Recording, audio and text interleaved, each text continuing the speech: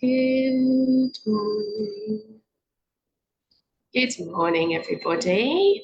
So here we are, the end of January. Do you feel the time is flying by? So I hope you've been having a good month so far.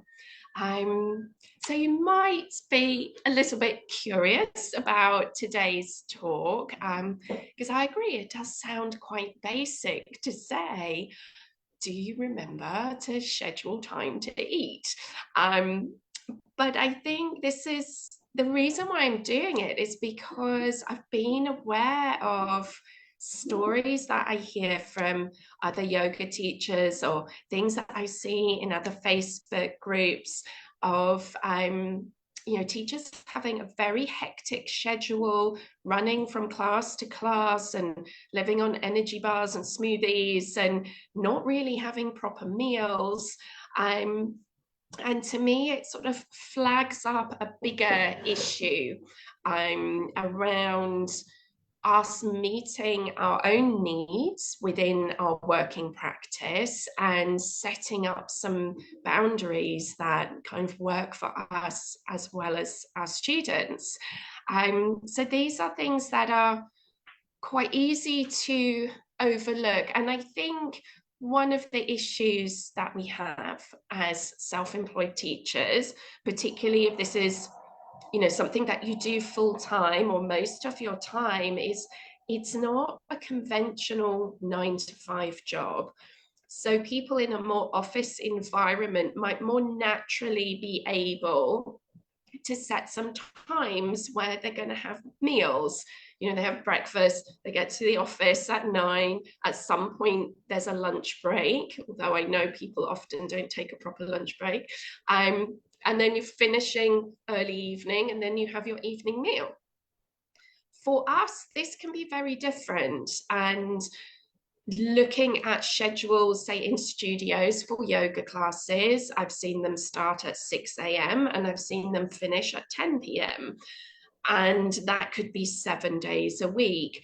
So we may well be offering classes when it might be a more normal time to have a meal. So we might offer a lunchtime class so people in offices can come and do that. We might offer an early evening class so people can come after work.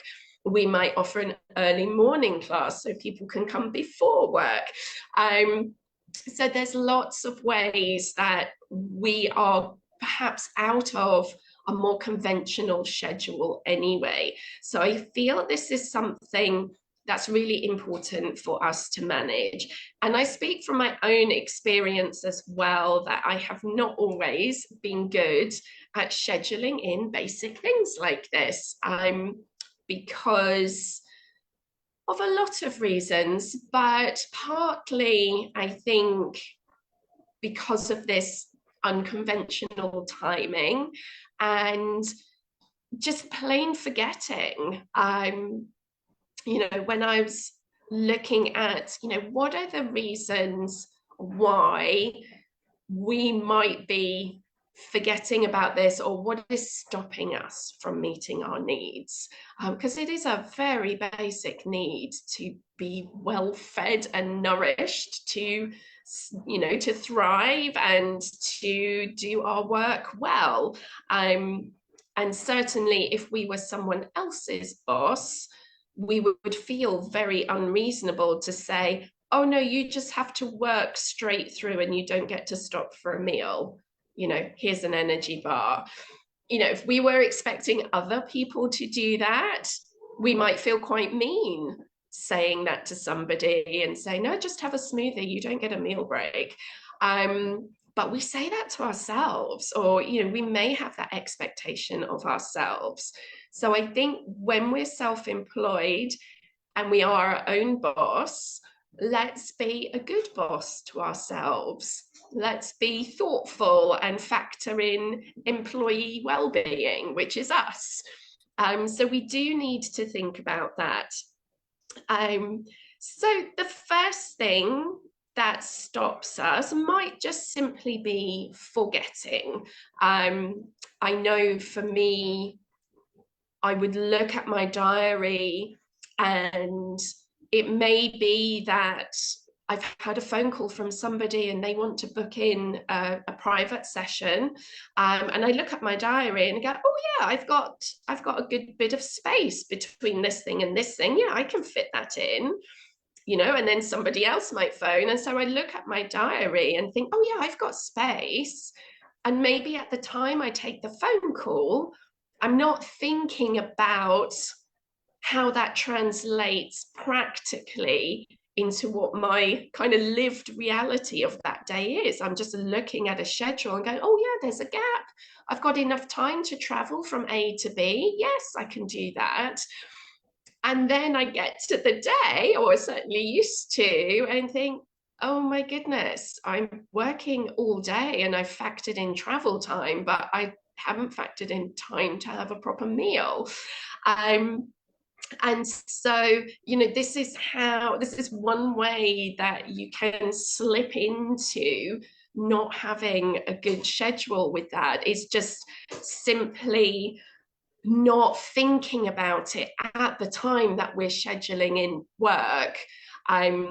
So one of the ways that you might, if this really resonates with you, that somehow there's just a little disconnect when you're booking stuff in, is to maybe revisit your whole week, look at maybe your fixed commitments, like you have a group class that's a regular day and time. You might have a part-time job that's fixed hours. So put in whatever all your fixed hours are that are kind of non-negotiable. You're going to have to put in your travel time as well.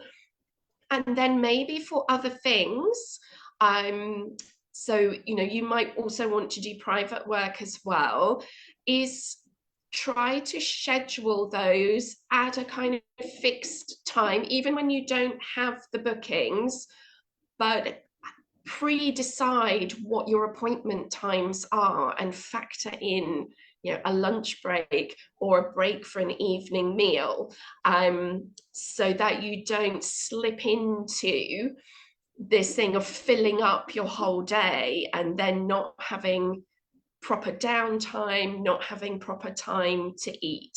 And this, I guess, partly comes into another issue of why we might not be doing this. And that is that it can be a little bit fear-based. So when we, you know, and certainly for me, that was a case of, I don't want to turn a client down. You know, wanting to say yes to people and worrying that if I was not as flexible and available as someone wanted me to be, that they would go somewhere else. You know, there's this fear of losing a client, there's a fear of missing out on the income, there's a fear of maybe being criticized. You know, all of these things can come to play in those sorts of situations. So I think it's really useful to really think about what our needs are and to set up some boundaries in our schedule and to really sit with that and get to feel really comfortable with that. You know, maybe feel into what those inner objections might be, what those inner fears would be, and work with those. So, and you know, and then this is where I like affirmations, is when we have some blocks around, oh, well, people won't like me if I say no, or I'm going to miss out on business if I say no, to have an affirmation that counteracts that. So partly it could be an affirmation around, I'm allowed to have a meal break. You know, it's safe for me to have a lunch break. I'm allowed to stop for dinner. So just to really counteract those negative voices, or that, oh, what about this, or oh, are you sure you want to, because somebody might not be happy with you. So again, it's taking that step back, and also just, you know, how reasonable is it for somebody else to say to you, no, I expect you to not take a meal break and come and give me a yoga class. And then, you know, is that even a client that you want to have? So I think looking at the schedule, putting in some boundaries, and then being very clear about what you offer and when. And then it's actually very helpful for people. I think this is sometimes the thing that we miss, is that boundaries aren't about being strict and authoritarian necessarily. I mean, people can choose to use it that way, but it's much more about looking after ourselves and our needs, but also making it easy for other people, you know, because then you can say, these are the times that I work, these are the days that I work, this is when I'm available, and then seeing what works for them. I think when we are a little bit vague and not very boundaried, that kind of is a bit of a messy place for the other person as well. So they feel like they then have to be the ones to make more of the decision about it. And so what I have found as I've been practicing putting these things in place is that people not only respect it, they're quite thankful for it, because it's just so clear. It's like, Tuesdays and Thursdays, I do home visits. Friday, I'm in clinic. These are the days that I do certain things. Thursday evening is the only one that I'm working. Other evenings, I don't. And so people get to know the rules, so they can plan ahead, and it makes life easy for them. And also, I think, you know, we're modeling good boundaries to our students as well, because by us holding our time and space and saying, no, my well-being is important as well, it's showing them how they can do it for themselves too.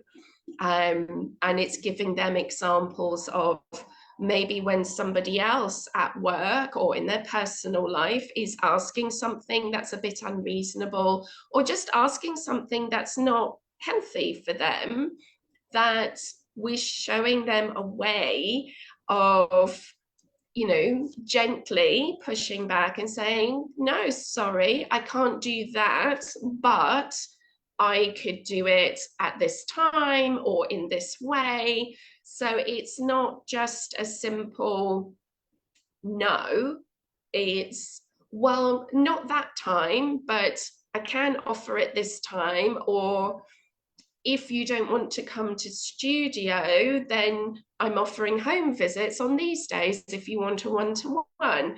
So when we're really clear about what we offer, it makes it really easy for other people. And so I would really invite you to set up a schedule that works for you. And yes, we may want to be a little bit flexible in terms of having some availability that's outside office hours. There's a little bit of being pragmatic around, you know, when people are available. But it's also important to think about what, so sometimes when we're wanting to attract people into our classes or into one-to-one work, we kind of have an idea of, you know, a mass of people and what's going to be most popular. And I think, again, when we get a little bit more clear about exactly what we want to offer and who we want to work with, and being clear about what we need to earn, then you can get very clear about how many people you need. And that becomes a very different prospect of, well, I would like 3 private clients a week, and I would like to work on these days and times. So rather than that fear-based approach of, oh, I just have to be available all the time, otherwise I'll miss bookings and people won't want to work with me. If we say schedule in our diary, 6 times in the week where we are happy to do a one-to-one, and in the end we only need 3, there's 3 people you need to find. You don't have to please everybody.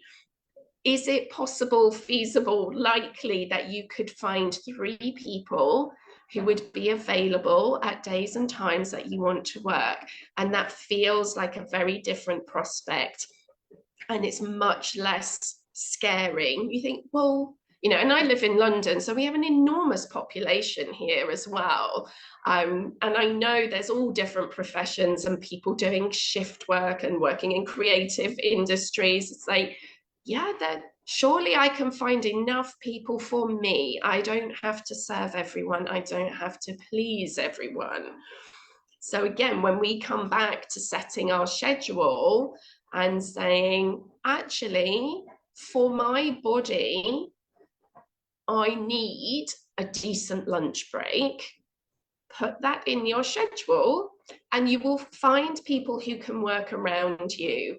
So it's this thing of honoring our needs, setting up some boundaries around that. And people will work around that. They'll be respected, because I'm sure you're not going to set up things that are completely unreasonable. I know people who are very limited in their availability, who are busy in that time, and they're saying, this is the only thing I have available. If you want to work with me, you have to be available on this day and at that time. And if people really value it, well, then maybe they can tweak their week a little bit. I know I've done that for things that I find important for my well-being. And if a practitioner, has limited availability, I think, oh, well, actually, it would be very easy for me to jiggle this part of my week, and then I can get the thing that I want.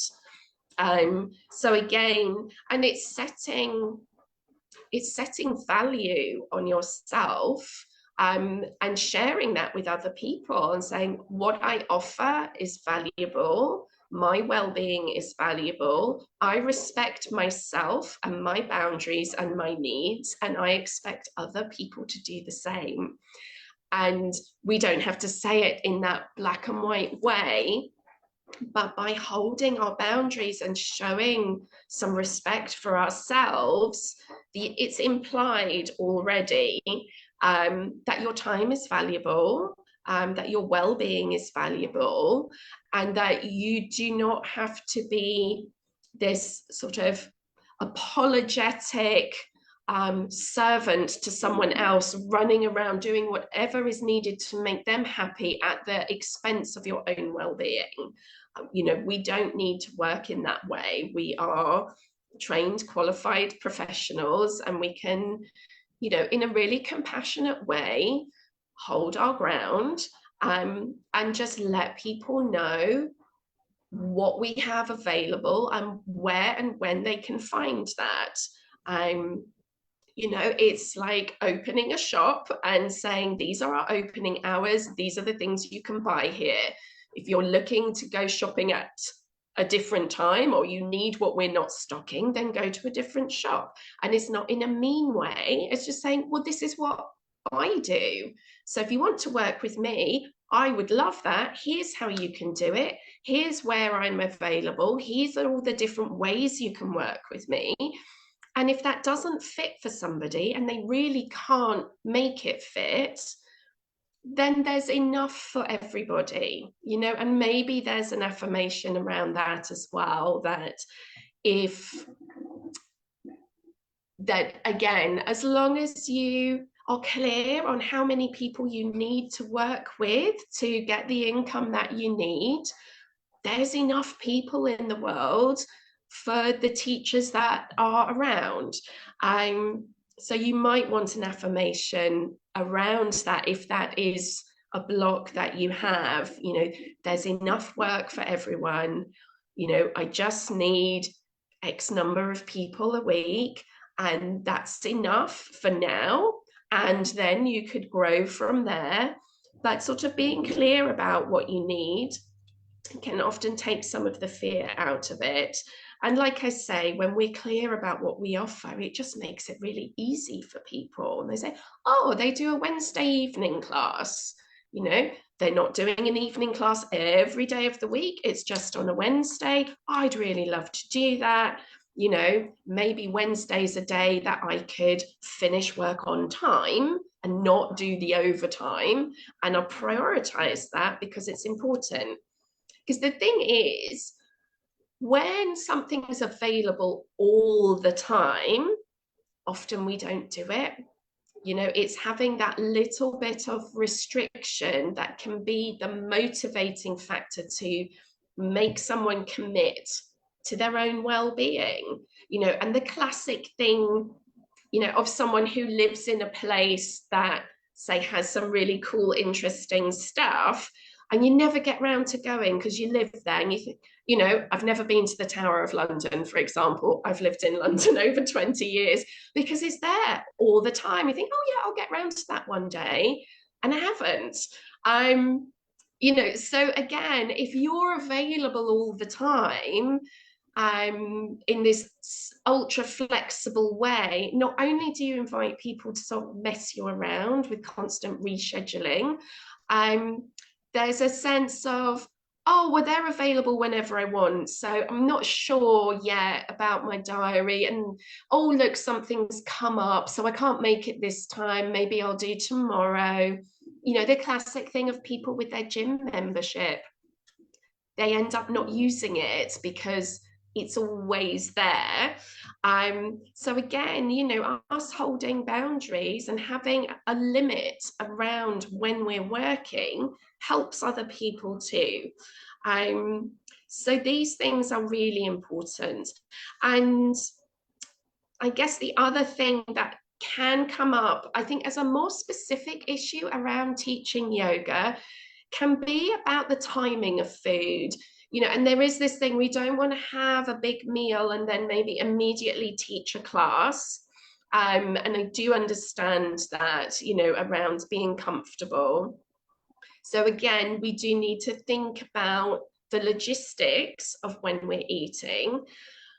But if you're teaching a lot of classes, and I think this is how people end up just living on energy bars because they don't fill your stomach so much, is actually to look at, well, first of all, are you teaching too many classes? We need to manage our energy.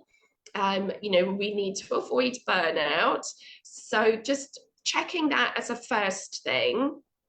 And then secondly, if in general terms, for your energy levels, you're happy teaching a lot of classes every week, and we're all different, you might want to look a little bit at refining or tweaking your teaching style. If you're doing strong vinyasa style classes, do you have to demonstrate the whole thing? How active do you have to be in your class? Because if you're doing several classes, well, for one, that is quite draining anyway. And two, it's going to be hard to find time to have a decent meal because we do want digesting time, and we don't want to be demonstrating handstands or Uddiyana Bandha on a full stomach. So looking again, maybe this is where we can evolve our teaching, and look at maybe doing a bit less demonstration, about developing our teaching skills, our language cues, you know, having a look at how we interact with students, and thereby allowing ourselves maybe a gentler physical experience in our teaching. That would mean it wouldn't matter so much if we'd had lunch not that long ago. You know, certainly I generally teach gentle classes anyway, and, you know, with my yoga for cancer. But there are times where if the timing hasn't been quite right, that, you know, I'm conscious that I've got a full stomach, and so I will adapt my teaching style a bit that day, and it's not in any way detrimental to my students. But thinking about that as well, that there may be ways that you can adapt your teaching that means that it's easier to have a proper meal when you need one. So partly it's knowing yourself and your body, and which bits of the days are the times where you really need your best meal. So for some people, that might be around breakfast is when they want their really big nutritious meal. Other people, their stomach's not ready, and so they'll have something quite small and light, and then maybe like a hearty lunch is a better thing to do. So again, this is the joy of being self-employed, that we can adapt according to what we need. We can adapt according to what times of day we have most energy.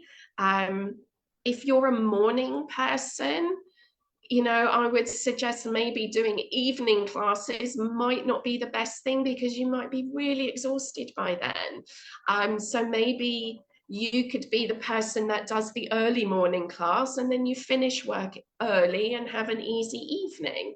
I'm the other way around. I'm much more of a evening person, and I try and keep my mornings relatively gentle. So it's finding what works for you and setting a schedule that works for you as well. And so I guess as a final thing, as an example, where I used to really overpack my Thursday, because it was a day that I have available for work. I've created a little bit more space around there, so it's very sustainable, and I can still earn very well. And so, for example, I have the morning relatively easy. I will make myself a really decent kind of cooked breakfast, and I will cook some lunch and put it in a flask, so I have a decent meal to take with me. And then I'm leaving home at about 10, which is, you know, nice, gentle time. I have my walk over Hampstead Heath to get to Maggie's. I teach 2 classes back to back. And then when I've finished, I stop there in the centre. They have a nice kitchen table. You know, they've got some sofas and things. So I actually say, I'm going to take half an hour. I'll sit and eat my lunch, have it be nice and relaxed, rather than 5 minutes shoveling it down, which I know can happen. And then I have my nice walk all the way back over Hampstead Heath. And then I, you know, have had some time and space. So there's that mental space, that nice walk, had some time to eat, I'm well nourished. And then I go on to do some home visits in the afternoon and the evening. So I'm still able to see as many clients as I want, and they are a little bit more back to back, but that works better for me because then I've got empty spaces. So I've got rest and preparation, I've got a decent lunch break and a rest in the middle, and then I can just be in a flow, do a few people back to back, and then go home, have my evening meal and relax.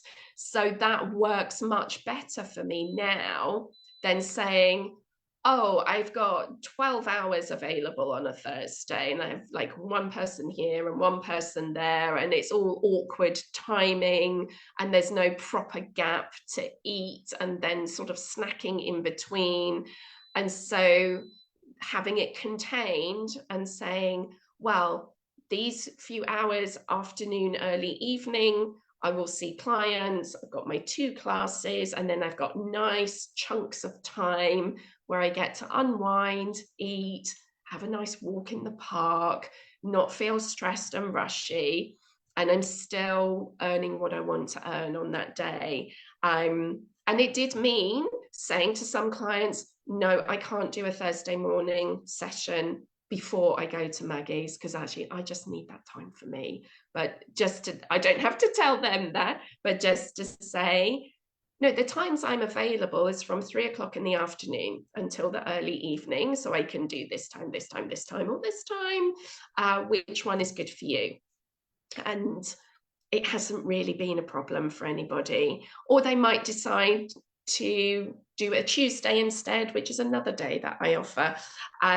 But having those things be really boundaried has been really helpful for me. And it hasn't, I say, not only has it not lost me any work being more contained, I'd say I've been busier since I'm more clear about what I offer and when, and I'm looking after myself better.